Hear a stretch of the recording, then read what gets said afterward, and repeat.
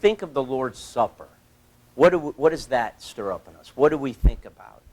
How do we view this? Would we view the Lord's Supper with the same sense of awe and wonder that we would have when we would approach, like the 9/11 Memorial in New York City, or the Tomb of the Unknown Soldier, or the Lincoln Memorial?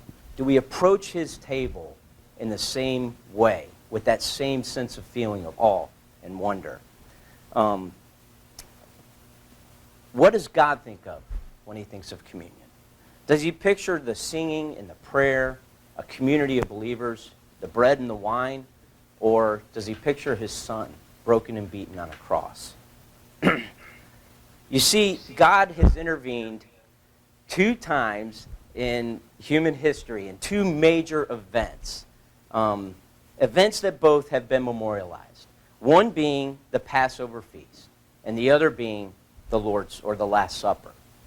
So the Lord's Supper, or the Passover feast, was established to help us Christians remember what Christ did for us on the cross.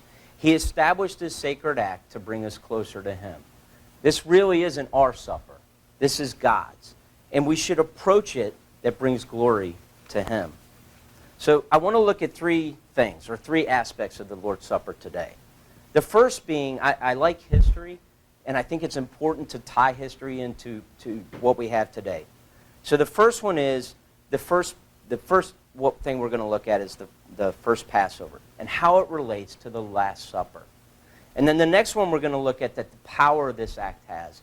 But I really want to focus on how do we approach it? What's the proper way to approach this? And then the last one, I want to look at how this can bring us closer to God.